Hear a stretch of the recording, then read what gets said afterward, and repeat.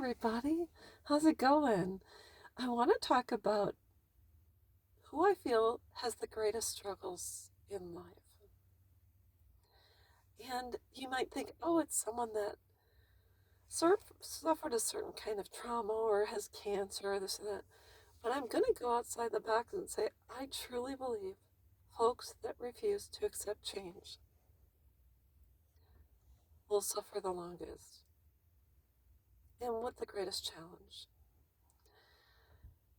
So I'm going to go dive into what happened with my childhood school and church. I went to St. Aloysius Grade School in West Allis, Wisconsin, and lo and behold, I attended from 1976 to 1984. Yes, I'm 55 years old. So anyway, the school was open for a number of years. Then the parishioners could not keep it afloat. There was some mismanagement. It was closed and sold off to investors. So in the last 5 years, our beloved school, church, and rectory came a tumbling down. And in the meanwhile, this past summer, I sat outside of the gates of the school and church, etc., and I documented the demolition of each building that came down. And so I would post the pictures to a Facebook group for the alumni, and everyone was really happy and sad. And a certain percentage of folks struggled. They thought it was blasphemy that a church would come to a screeching halt. Not only that, but instead of being able to reuse it or repurpose it, unfortunately, that was not applicable because it would have been too expensive. It was not ADA compliant in the school, and also the church had asbestos. So, anyways, it came tumbling down, and every time I'd post pictures of the demolition, we'd have people crying, and how dare they, and those effing workers, and they, how dare they, and this and that, and it was just complaint after complaint.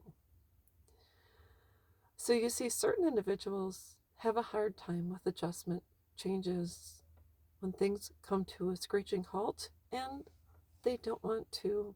I mean, some people couldn't even sit outside the school knowing that it was no longer going to be in existence. It was tough. People complained. They talked about how terrible the demolition company was and this and that. And I think they did a fantastic job. I was there every day and I got to know them. So it's just a fantastic company. So moving on with parental estrangement. None of us expect our sons and daughters to break free and cut contact, ghost us, whatever you want to call it. I choose to say that my daughters became adults, moved on, and hopefully are living happily ever after. But certain individuals have a hard time accepting their son or daughter is an adult and has moved on. Albeit, do I find it to be natural if someone cuts ties, moves on, and ghosts their entire family? I don't think it's natural. I really, after so many years, I just find it's just the way it is.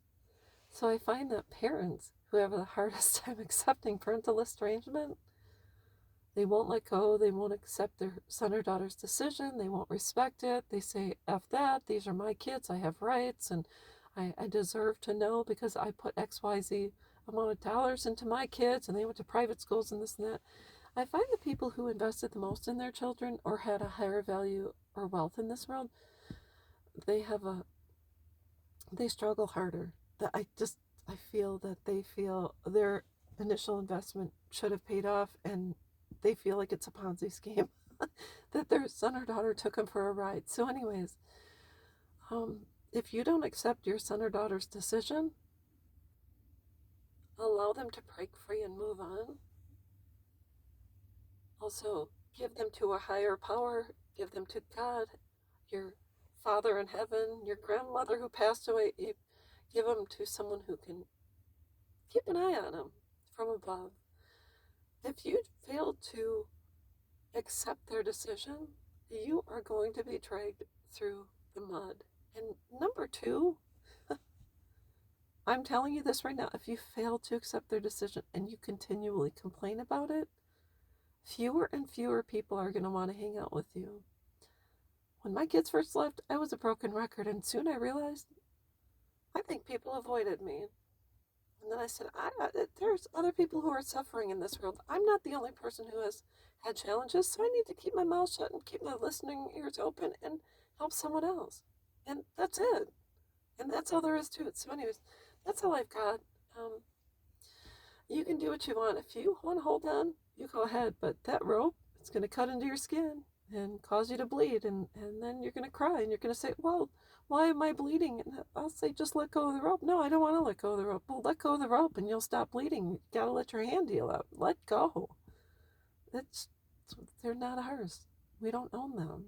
They are individuals and have the right to choose what they want to do. So, anyways, that's all I've got, and I will be back.